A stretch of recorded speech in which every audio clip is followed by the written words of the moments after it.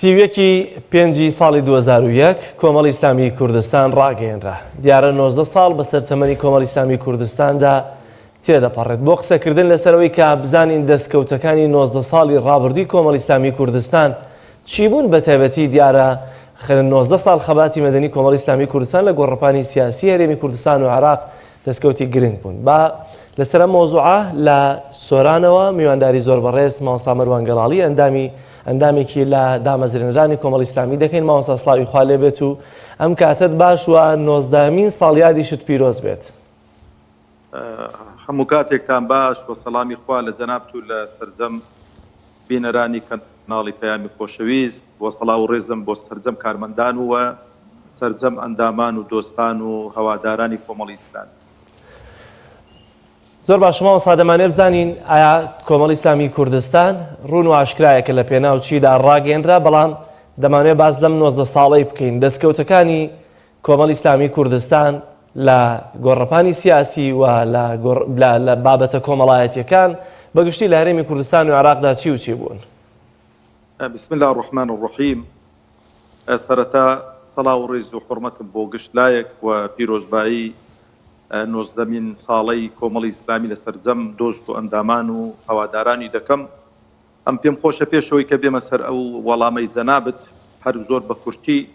ئەوە بڵێم کە کۆمەڵی ئیسلامی شەرعیەتی کۆنگرەی لەگەڵدا بوو لە کۆنگرەی تەوێڵە سەرجەم ئەندامانی سەرکردایەتی کۆمەڵی ئیسلامی دەرچووی کۆنگرە بوون و ئەوجا کۆمەڵی ئیسلامی ئەتوانم بڵێم ناچار کرا لەگەڵ ئەو هەموو کێشە و قەیرانانەی کە ئەو کاتەی لە ناو بزوتنەوەی یەکبوونی ئیسلامیدا هەبوون کە ئیعلانی خۆی بکاتن و ئیعلان نەکردنی کۆمەڵی ئیسلامی قەناعەتم وا بوو دۆ بۆ مایەی پەرتەوازەیی سەرجەم کادیر و سەرجەم قیاداتی بزوتنەوەی یەکبوونی ئیسلامی لەبەرەوەی کۆمەڵی ئیسلامیمان ڕاگەیان. ئێمە لە 5 خاڵ دێمە سەر وەڵامی ئەو پرسیارەی بەڕێزت. یەکەمیان لە ڕووی سیاسیەوە، کۆمەڵی ئیسلامی لە ڕووی سیاسیەوە کە ڕاگەیەندراوە ئیعلانی خۆی کرد و قیادەیەکی نوێی دروست کرد،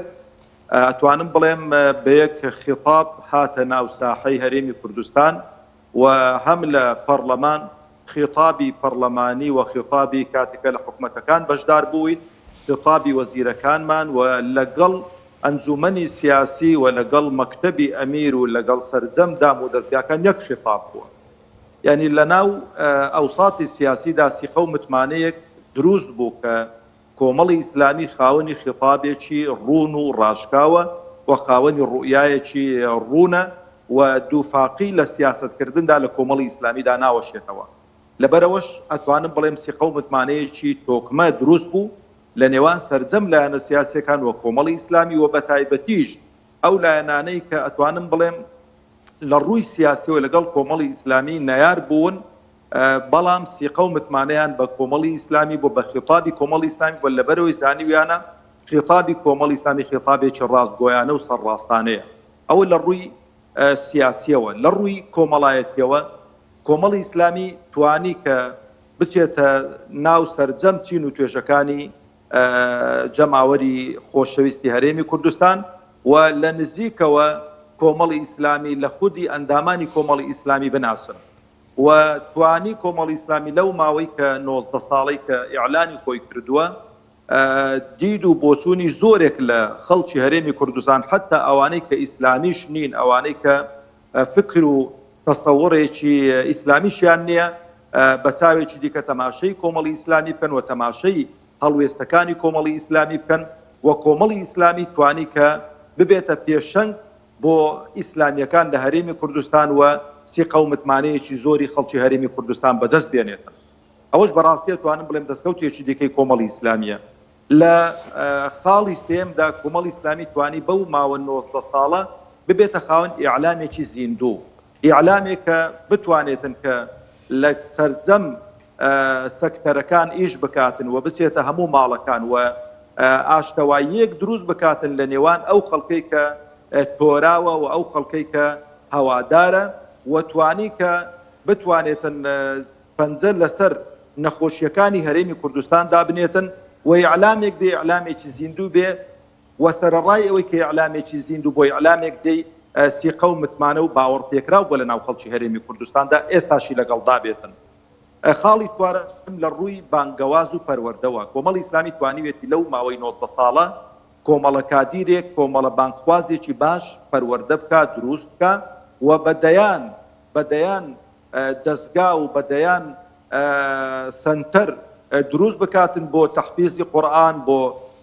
دیڕاسەی فەرمودەکانی پێغەمبەری خوا عەلەیهی سەڵات وسەلام و بۆ پێگەیاندنی ئیمام و خەتیب لە هەرێمی کوردستان کە ئەوەش بەڕاستی جێی دەستخۆشی بووە بۆ سەرجەم ئەندامان و قیادەی کۆمەڵی ئیسلامی. خاڵی پێنجەم لە ڕووی پەیوەندیەکانەوە کۆمەڵی ئیسلامی توانیوێتی کە پەرە بە پەیوەندەکانی خۆی بدا لەگەڵ وڵاتانی دراوسێ و لەگەڵ لایەنە سیاسیەکان و پەیوەندیەکانیشی لەسەر ئەساسی دڵسۆزی و ڕاستگۆیی بێتن. و خاڵی کۆتاییم لە ڕووی دەستکەوتەکانی کۆمەڵی ئیسلامی ئەوەیە کە کۆمەڵی ئیسلامی توانیوێتی بیتە پردێک لە نێوان دەوڵەمەندان و خواپێداوان و هەژاران، توانیوێتی دەستگایەکی زەبەلاحی وەکو بەخشین دروست کاتن و چەندان دەستگای دیکەی بەخشینی دروست کردووە لە شار و شارۆچکەکان بۆ گەیاندنی هاوکاری بۆ خەڵکی فەقیر و هەژار و نەدار و ئەتوانم بڵێم بەسەدان خانووی دروست کردو بۆ خەڵکی فەقیر و هەژار و دەستی بە هەزاران خەڵکی فەقیر و هەژاری گرتووە و هاوکاری بەسەر هەزاران خەڵکی فەقیر و هەژار دابەش کردووە لە بۆنە و مناسەباتەکان. زۆر باشە مامۆستا، هەر پارتێکی سیاسی کەوا دروست دەبێت بە کۆمەڵێک ئامانج و وەروە کۆمەڵێک با بڵێن وێزگەوە کەوا دەبێت پێی بگا پلاندا ڕێژەری بۆ خۆی بۆ کارەکانی دەگات چ بگا بەوەی ئەگەرەوە پارتێکی ئیسلامی سیاسیش بێت. کۆمەڵی ئیسلامی کوردستان چ ئامانجێک ماوە دەیەوێت پێی بگا یا خۆت کام لەو ئامانجانەی کۆمەڵی ئیسلامی کوردستان هێشتا وەکوم کاریان بۆ دەکا بۆی بگات پێیان وەروە وەک دەزانین کۆمەڵی ئیسلامی کوردستان توانی منەوەکو جیاواز بە فۆرمێکی جیاوازتر بەشێک لە حیزبەکانی ترکە پێشووتر هەبوون لە ناو کای سیاسی هەرێمی کوردستان ئیشی کردووە. ئەو ڕێگریانەش کەوایان ئەو بربەستانە ئەو جۆرێک لە خستنە زاوی کۆمەڵی ئیسلامی کوردستان لەلایەن چ لایەنەکانی ترەوە ببێ یاخود چی هێزە ئیقلیمیەکانەوە بێ وەکو بربەز لە نێوان لە بەردەم کۆمەڵی ئیسلامی بۆ گەیشتن بە ئامانجەکانی. قەناعەتم وایە یەکێک لەو خاڵانەی کە ماوێتی کۆمەڵی ئیسلامی کە پێی بگاتن و کە لە بەرنامە و لە ئەتوانم بڵێم کاری ڕۆژانەی کۆمەڵی ئیسلامیدایە بەدەستێنانی سیقە و متمانەی سەرجەم خەڵکی هەرێمی کوردستان کە خەڵکی هەرێمی کوردستان بەتەبە بۆ خۆتان دەزانن خەڵکێکی مسلمانە و ئەهلی مزگەوتە و بەدەستێنانی ئەو سیقە و متمانەیە و خەڵکی هەرێمی کوردستان سیقە و متمانە بە ئەندامان و قیادەی کۆمەڵی ئیسلامی بکاتن کە شایستەن بۆ بەڕێوەبردننی هەرێمی کوردستان کە ئێمە ئەوە توانم بڵێم یەکێکی دیکە لە ئاواتەکانمان و لە ئەهدافەکانمان کە کۆمەڵی ئیسلامی ببێتە خاوەنی حکومات و خۆی حکومڕانی لە هەرێمی کوردستان دابکاتن چونکە هەر حیزبێکی سیاسی کە دروست دەبێتن بە ئومێدی ئەوە دروست دەبێتن کە ڕۆژێک لە ڕۆژان دەسەڵات بگرێتە دەست ئەو گرتنە دەسەڵاتش بەڕاستی پێویستی بە ئەو متمانەیە کە خەڵکی هەرێمی کوردستان متمانە بە کۆمەڵی ئیسلامی بکاتن و خەڵکی هەرێمی کوردستانیش ئەتوانم لێرانەڕا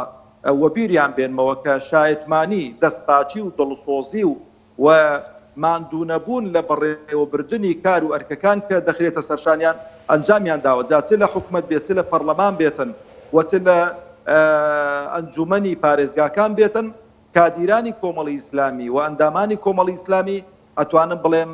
شایستەی ئەو متمانەیەن کە خەڵکی هەرێمی کوردستان پێیان بکاتن بەڵام پێویستی شەکا کۆمەڵی ئیسلامی زیاتر لەگەڵ چین و توێژەکانی خەڵکی هەرێمی کوردستان تێکەڵاوتر بێتن و زیاتر لەگەڵ مەعاناتیاندا بژین بۆی کە ئەو خەڵکە زیاتر متمان و سیقە و متمانەمان پێ بکەن. زۆر باشە مامۆستا دێمەستەر بەشی دووەمی پرسیارەکەی کاکشوان دووبارەی بکەم و ئایا بربەستەکان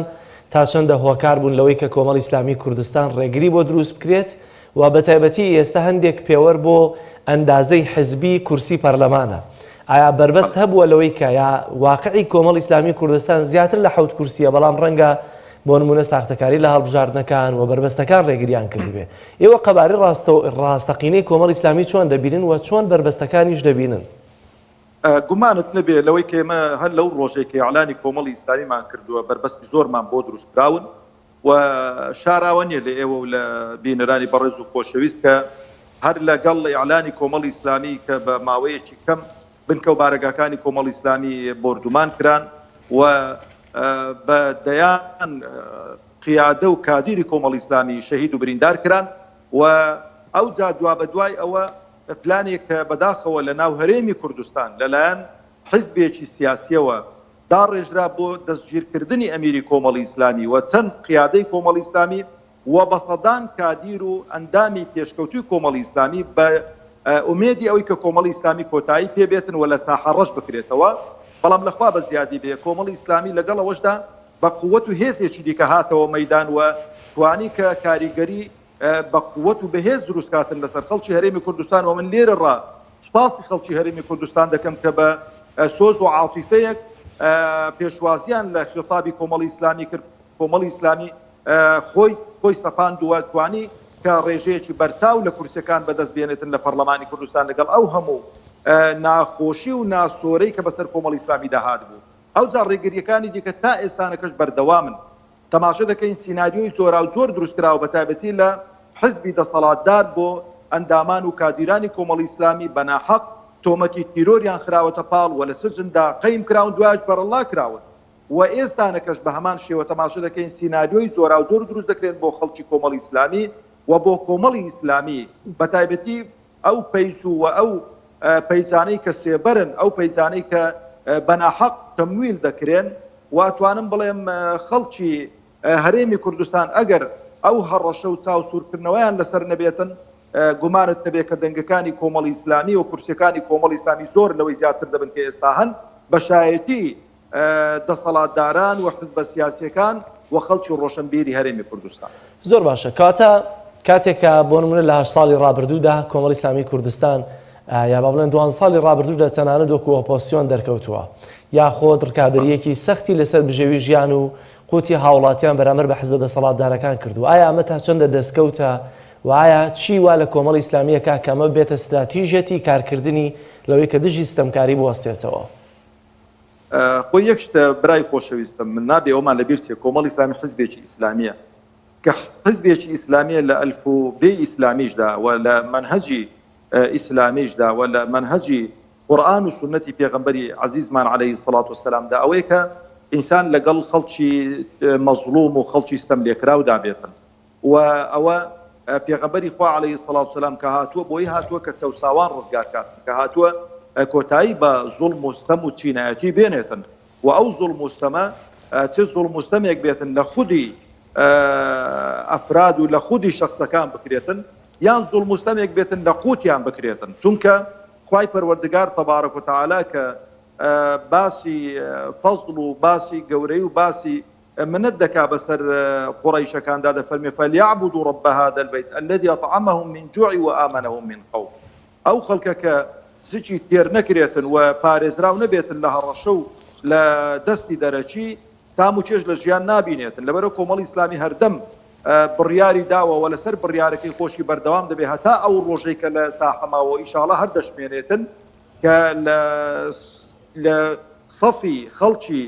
زوڵم لێکرا و چەوسێنراوە و مافکراو بێتن و ئەوە ئەولەویەت و استراتیجێتی کۆمەڵی ئیسلامیە و خەڵکی هەرێمی کوردستانیش قەناعەتم وایە ئەوەی کە خۆی لە خەت نەداتن دەزانن کە کۆمەڵی ئیسلامی تاکە لایەنێکە لەسەر ئەو مەبدە و لەسەر ئەو استراتیجێتە ماوەتەوە نە طموح و نە چاوسکورکردنەوە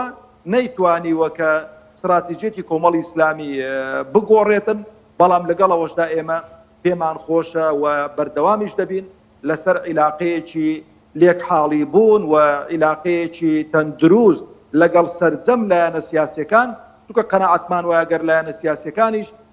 هەست بەو خەتەرە بکەن کە کۆمەڵی ئیسلامی هەستی پێکردووە بۆ کۆمەڵی ئیسلامی داکۆچی لێ دەکات هەم بۆ خۆشیان باشە بۆ خەڵک و هەرێمی کوردستانیش باشە کە خەڵک لە ئاسوودەیی و لە بەختەوەریدا بژێت. زۆر باشە مامۆستا زۆر جار هاوڵاتیانی هەرێمی کوردستان گلەی لە پارتە سیاسەکانی هەرێمی کوردستان دەکەن دەڵێن چیتان کردو یاخود ئەوەتان بۆ نەکرد. ئێوە لە کۆمەڵی ئیسلامی کوردستان هیچ دەرفەتێک هەبووە لە بەردەستانە بێ کەوا لە بەرژەوەندی خەڵک بێ کارێک بێ و نەتان کرد بێ یاخود بە پێچەوانەکەی هیچ دەرفەتێک هەیە کەوا کردوتانە و لە بەرژەوەندی هاوڵاتیان بێ وەگە بینین زۆر جارەگە پارتە سیاسەکان لە بەرژەوەندی حیزبی ئیش بکەن زۆر ئاسان دەتوانن ڕەنگە بۆ ئەندامان و بۆ لایەنگران و بۆ خودی خۆشیان دەستکەوت و پارەی باش بەدەست بێنن بەڵام ڕەنگە ئەگەر بیانەوێ ببنە قوربانی ببنە بەرەی خەڵک لە ڕووی مادیەوە زەرەر بکەن و حتا بگرە لە ڕووی سیاسیشەوە تەنگەژەیان بۆ دروست بکرێ. ئێمە دەتوانم بڵێم لە ئەو کابینانەی کە بەشداریمان کردووە لە حکوومەتی هەرێمی کوردستان جاری پێش بەس بەسەرەوەی پەرلەمانتارەکانمان و فراکسیۆنەکانمان هەر لە یەکەم خولی بڵێ کە بەشدار بووین لە پەرلەمانی کوردستان تا ئێستانەکە کە خولی پێنجەمە توانیومانە دەنگێکی ڕاستگۆی خەڵکی هەرێمی کوردستان بین و داکۆچیکاری ماف و وەکو بڵێ مافەکانی خەڵکی هەرێمی کوردستان بین و دیفاع لە مەزڵومیەتی خەڵکی هەرێمی کوردستان بکەین و ئەولەویەتمان بە پێشکەشکردنی پرۆژە یاساکان لەو چوارچێوەدا بووە ئەو پرۆژە یاسایانەی کە لەگەڵ کو بڵێ سوود و قازانج بۆ خەڵکی هەرێمی کوردستان دەگەڕێنیتەوەیان لە بەرژەوەندی خەڵکی هەرێمی کوردستاندایە داکۆچیمان زیاتر لەسەر ئەو پرۆژە یاسایانە بۆ ئەو پرۆژە یاسایانەمان پێشکەش کردووە و لە هەر کاتێکدا خەڵکی هەرێمی کوردستان ئەندامان و جەماوەری خەڵکی هەرێمی کوردستان بەبێ گوێدان لەلایەنی سیاسی لە دەرکەیان دابین دەرکەمان بۆ کردوونەوە گوێمان لێ ڕاگرتوون و بە دوای مەزڵومیەت و داواکاریەکانیان داچووین. لە ڕووی بەشداریکردنمان لە حکوومەتی هەرێمی کوردستان ئەتوانم بڵێم بە شاهێتی هەموو خەڵکی هەرێمی کوردستان وەزیرەکانی کۆمەڵی ئیسلامی چاکترین و باشترین وەزیر بوون لە کابینەکاندا کە ئیشی چاچیان کردووە و شەونخۆنی زۆریان بینیوە و بەبێ فەرق و جیاوازی ئیشیان بۆ خەڵکی هەرێمی کوردستان کردووە نەهاتوون ئەو دەسەڵاتی خۆیان بەکار بێنن خەڵکی خۆیان و ئەندامانی خۆیان بە لێشا و تاعین بکەن و خەڵکی دیکەش پشت گوێ بکەن. ئێمە توانم بڵێم ماویەتی خەڵکی هەرێمی کوردستان کۆمەڵی ئیسلامی لە مەحەق بداتن یان محاسبەی بکاتن لەسەر ئەوەی کە فەرق و جیاوازی دەکات کە کاتێک کۆمەڵی ئیسلامی ئەو جۆرە محاکەمە بکرێتن دەبێت دەسەڵاتی هەبێتن دەبێت خۆی خاوەنی حکومەت بێ خۆی خاوەنی بڕیار بێ ئەو کاتە چۆن خەڵکێکی ئیسلامی تاعین دەکات دەبێت خەڵکێکی مەسیحیش تاعین بکاتن و دەبێت خەڵکێکی بێدینیش تاعین بکاتن و نابێ فەرق و جیاوازی لە نێوان دامەزراندون و لە نێوان وەکو بڵێ پێدان و خەڵاتکردندا بکاتن ئەوە شتێکە کە خوای پەروەردگار تەبارەک و تەعالا بە هەموو کەسی داوە وڵاتیش وڵاتی خەڵکی مسلمان و غەیری مسلمانیشە بەڵام دیارە لە ڕووی خۆشەویستی و محەبەتی قەلبەوە کە نابێت تەئسیر بکاتن لەسەر ڕووی عەتا و پێبەخشینەوە ئینسانی مسلمان و بە دینی خۆشتر دەوێتن و وەلایی بۆی دەبێتن بەڵام لە ڕووی وەزیفە و لە ڕووی کارپێکردنەوە بەبێ تەماشەی چ دەکەین کامەیان چاکتر و کامەیان باشتر کارەکە ڕادەپەڕێنن ئەو لەوێت بەوانە دەدرێت. زۆر باشە مامۆستا ئەگەر باس ینی بەجددیگە قسە لەسەر کۆمەڵی ئیسلامی بکەین دەبێ هەنێ شتەیە لا ئیرادی دێنە پێشچاوت لە سەرەتایی دروستبوونی کۆمەڵی ئیسلامی کوردستان منکە و بارانگاکانی لە دوای دێک دو ساڵێک کەوا با بڵێن بۆمبەدەباران کران شەهیدێکی زۆری هەبوو. ئەمیری کۆمەڵی ئیسلامی و ستافێک لە سەرکردایەتیەکەی بەدیل گیران پەرلەمانتارانیان لە بەغدا شەهید کران تەنانەت پاسەوانی بەردەم دەرگاکانیشان لە پایتەختی هەرێمی کوردستان شەهید کران پەرلەمانتاری لە هەرێمی کوردستان لە پەرلەمانی کوردستان متمانەی لێوەردەگیرەوە یعنی هەموو ئەم زەختە زۆرانە هەموو ئەم بابەتانەی کەوا لەسەر کۆمەڵی ئیسلامی توانم بڵێم قوربانیترین هێزی سیاسی لە دوای ڕوحانی ڕژێمی باز یاخود لە دوای هاتی پرۆسەی ئازادی لە هەرێمی کوردستان هیچ هێزێکی سیاسی لە هەرێمی کوردستاندا هێندەی کۆمەڵی ئیسلامی دژایەتی نەکراوە و قوربانیشی نەداوە ئەمە بۆچی؟ ئەمە ینی کۆمەڵ لە پێناوچی ئەو هەموو قوربانیە بە خۆی دەداوە هەموو با بڵێن ڕێگری لێ دەکرێت بۆ کۆمەڵی ئیسلامی بەم شێوەیە مامەڵی لەگەڵ دەکرێت. خۆی پێم خۆشە ڕاشکاوم لەگەڵت لە هەرێمی کوردستان ئێستاشی لەگەڵ دابێتن دەسەڵات و هێز کەسێک کە قووەت و هێزی نەبێت چەک بەدەست نەبێتن قسەی ناڕاتن لەو هەرێمی کوردستانەدا بە تایبەتیش ینی گوێبیستی سەرکردایەتی و قیادە بارزەکانی حزبی دەسەڵات بنیەکێک لە حیزبەکان کە دەڵێگەر یەک کورسیش نەهێنین ئێمە دەسەڵاتدارین و دەسەڵات تەسلیم ناکەین دەسەڵات تەسلیم ناکە خۆ بە قووەت و شانی خۆی نییە بە ئەو هێز و دەسەڵات و چەکدارانی کە لە دەوری خۆی کۆکردوون و لە بەرژەوەندی حزبەکەی خۆیان بەکاری دێنن هۆکاری ئەوەی کە ئەو هەموو فشار و ئەو هەموو ڕاوەدونان و دەستگیرکردنی ئەمیر و بۆمبارانکردنی بنکە و بارگەکانی کۆمەڵی ئیسلامی حیزبێکی چەکدار بووە و چەکی بەدەست بووە و ئێستانە کە شاناسی بەو ڕابردووی خۆمانەوە دەکەین و ڕۆژێک لە ڕۆژانەی پەشیمان نین و کۆمەڵی ئیسلامی کە چەکیشی داناوە و خەباتی مەدەنی و سیاسی گرتۆتە بەر بەڕاستی قەناعەتی وا بووە کە هەرێمی کوردستان بەو ئاقارەدا بڕوا باشترە چونکە ئەو هەموو چەکدارە ڕۆژێک دادێتن کە بەریەک بوون دروست دەبێت نۆکو ئێستا کە برادرانی پارتی و یەکێتی کە چەکدارەکانیان چەکداری حزبین کە ئێمە ئێستاش و لە ڕابردوو زۆر هاوارمان کردووە چەکدار لە حیزبەکان وەربگیرێنەوە و هێزی چەکدار لە حیزبەکان وەربگیرێت ببێتە هێزێکی نیشتیمانی ئەو هێزە کاتێک کە فشار و وەکو بڵێ فشار لەسەر نیشتیمان دروست دەبێ هەڕەشە لەسەر نیشتیمان دروست دەبێ ئەو کاتەی تووڕەبن ئەو کاتەی بێنە مەیدان ئەو کاتەی سینجی خۆیان دەرپەڕێنن نەک کاتێکە حیزبەکەیان لە بۆ بەرژەوەندی شخصی خۆی تەوجیهێکیان پێدەداتن مقابلەکەی خۆیان ژێر پێ بقەن و مقابلەکەی خۆیان بکوژن و لە ناویان بن کۆمەڵ ئیسلامی خاوەنی ئەو فکرەیە ئەو فکرەشی هەرماوە و ئێمە قەناعەتمان وایە کە دەوڵەتداری و سیاستکردن لەگەڵ بوونی چەک و هێز تێک ناگیرێن بەڵام پێمان خۆشە ئەو چەک و هێزە لە وڵاتێکی و بچووکی وەکو ئێمە لە دەستی حکوومەت و لە دەستی دەوڵەت دابێتن حزبە سیاسیەکان سیاسەتی خۆیان بکەن چێتوانی لە گۆڕەپان بیباتەوە و قەناعەت بە خەڵکی هەرێمی کوردستان بکاتن ئەو هێزە چەکدارانە دیفاعی لێ بکەن و بیان پارێزن تاوەکو وعد و بەڵێنانی کە بە خەڵکیان داوە جێبەجێ بکەن. زۆر باشە مامۆستا باس لە دەستکەوتێکی کۆمەڵایەتی و پەروەردەیی کرد کە ئەمە ڕەنگە وەکو ئەرکی یەکەمی ئێوەی حزبە ئیسلامیەکان بێت لەوەی کە مشوری پەروەردە و بناغەیەکی پەروەردەکراوی کۆمەڵگەی کوردی بدەن.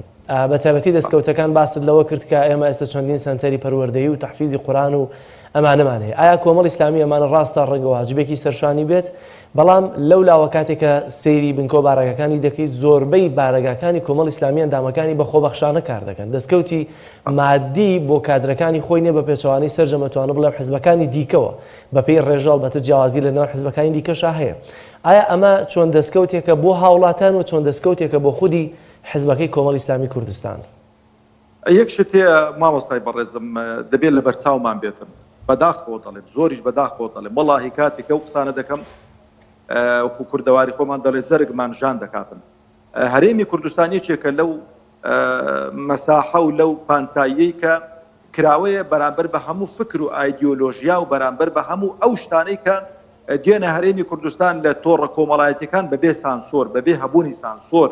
ئێمە کاتی خۆی لە پەرلەمانی کوردستان پرۆژە یاسایەکمان پێشکەش کردمان کە بە ئەو سایتە سیکسیانەی کە هەن لە هەرێمی کوردستان و ڕەوازیان پێدەدرێت برەویان پێدەدرێتن بە بلۆگ بکرێن بە فلتەر بکرێن بە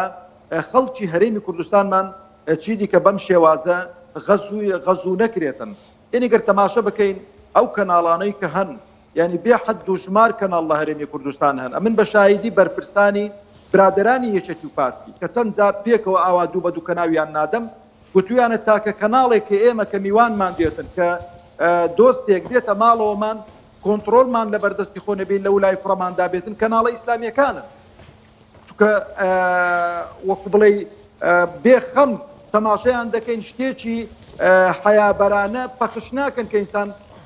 عارەقەی شەرمەزاری بە نێو چاوانیدا بێتە خوارەوە حتا لە ناو خانەوادەی خۆیان دەڵێن ئێمە ئەو کەناڵانەی کە ئێستانەکە غەیری کەناڵە ئیسلامیەکان بەڕاستی ناتوانین لە ناو خانەوادەی خۆمان بەبێەوە کە کۆنتترۆل لە بەردەستی خۆماندا بێتن چوار مەشقە بەرامبەری دانیشین و ئازادانە تەماشای بکەین. ئەمنە دەتوانم بڵێم لە هەرێمی کوردستان برای خۆشەویستم مامۆستای عازیزم هیچ لەسەرەوەی کراوە کە خانەوادە هەڵوەشێتەوە کە شتێک نمێنێتن کە پێی بگوترێتن ئەخلاق و ڕەوشتی کۆمەڵایەتی باو باپیرانمان کە شاناسیمان پێوە کردووە لەبەرەوە تەماشە دەکەین ئەو ئەو مسلسلانەی کە پێشکەش کراون ئەو فلیمانەی کە دۆبلاژ کراون باس لە خیانەتی زەوجی دەکات باس لە ئەوە دەکاتن کە پاشەوەی کە کابرا هاوسەرگیری کردو عیلاقە لەگەڵ شخصی دیکە پێداکات جا پیاوشن هەردووچیان ئەوە هەمووی بەڕاستی ڕنگدانەوەیەکی سلبی دەبێتن. کۆمەڵ ئیسلامی هەستی بەو خەتەرە کردووە لەبەرەوە توانویەتی پەروەردەیەکی تەندروست ئیعلام بکاتن لە بەکەو بارەگاکانی خۆی و لە ناو خەڵک و جەماوەردا و لە تەلەڤیزیۆنەکانی لە رادیۆکانیدا توانیویەتی برەو بەو بداتن کە بگەڕێینەوە سەر ئەخلاق و ڕەوشتی موسڵمانانی خۆمان و ئەخلاق و ڕەوشتی باو باپیرانمان کە ئەخلاق و ڕەوشتێکی تەندروست بووە. زۆر باشە مامۆستاکەواتە ئەمانە هەمووی وەکو ڕاستە واجبن دەستکەوتن بۆ خەڵک بەگشتی یا تەنها بۆ کۆمەڵ ئیسلامی؟ وەڵام من دەڵێم کۆمەڵ ئیسلامی دڵی بە پاداشتی دواڕۆژ خۆشە کە دڵمان خۆشە کە خوای پەروەردگار پاداشمانداتەوە لە پاداشتی ئەو ماندووبوونە بێبەشمان نەکە دەنا بە دەرەجەی یەکەم چونکە کۆمەڵ ئیسلامی پەروەردەیەکی تەندروستی کردووە هی ئەندامانی خۆی بە گوێرەی پێویست بۆ پابەندیەکیان هەیە ئیلتیزامێکیان هەیە بەڵام متوانم بڵێم بە دەرەجە یەکەم دەستکەوتن بۆ خەڵکی هەرێمی کوردستان چونکە خەڵکی هەرێمی کوردستان ئەگەر ئەو خەڵکە ئیسلامی کە هەیە پەروەردەیەکی تەندروستی ئەو خەڵکە نەکاوە بانجی نەکاتن بۆ گەڕانەوە بۆ ئەخلاق و ڕەوشتی جوانی ڕەسەنایەتی هەم دینەکەمان هەم کۆمەڵگەکەمان بەڕاستی هوردا وای لێ دێتن کە خانەوادە هەڵدەوەشێتەوە ئێستا نەکەتوانن تاوپێکەوتن لەگەڵ سەرجەم گەنجەکان و دایک و باوکان بکەن ئەو عیلاقە تەندروستەی کە لە نێوان دایک و باوک و منداڵەکاندا بۆ هەڵوەشاوەتەوە ئەو ڕێز و حورمەتەی کە لە نێوان ژنومێردا بۆ هەڵوەشاوەتەوە و ئەو متمانە و سقەی کە لە نێوان دایک و باوک و منداڵەکاندا بوو نەماوە ئەو سقە و متمانەی کە لە نێوان دۆست و ڕەفیقەکاندا بوو نەماوە ئێستا هەمووی بۆتە بەرژەوەندی شەخسی بەرژەوەندی شخصیت لە کوێن دەرێدایەت و لەوێن دەرێ مەسەلەن لە توارچێوەی بەرژەوەندیەکانی خۆتدا دەسوڕێەوە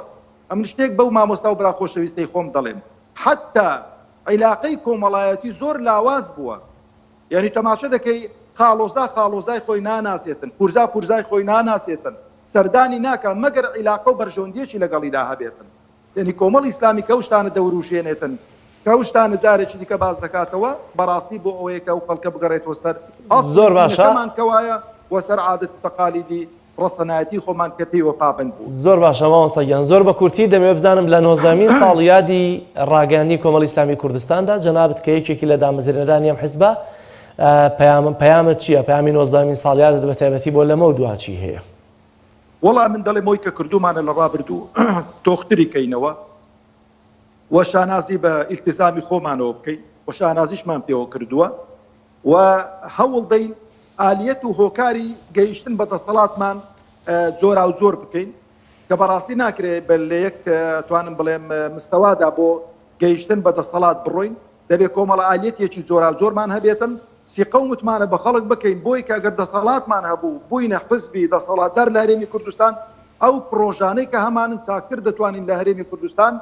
بیان کەینە واقع و خزمەت بە هەموو خەڵکی هەرێمی کوردستان بکەین بە بێ فەرق و جیاوازی و ئەو داهات و سەرەت و سامانەی کە لە هەرێمی کوردستاندا هەیە بە بێ فەرق و جیاوازی بەسەر هەموو خەڵکی هەرێمی کوردستانی دابەش. زۆر سپاس بۆ بەڕێز مامۆستا مەروان گەڵاڵی لە سۆرانەوە لەگەڵمان بوو یەکێک لە دامەزرێنەرانی کۆمەڵی ئیسلامی کوردستان لێرەشەوە پیرۆزبایی گەرم لە تەواوی ئەندامان و لایەنگران و سەرکردایەتی کۆمەڵی ئیسلامی کوردستان دەکەین کە لە ئەمڕۆ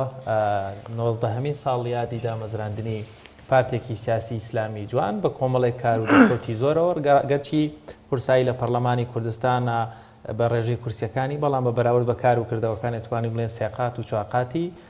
ئەو متمانەیەکەوە پێی دراوە بۆ هیوای ئەوەی کەوا بتوانێت هەمیشە نمونەیەکی جوان و پارتێکی سیاسی جوانی هەرێمی کوردستان بێت.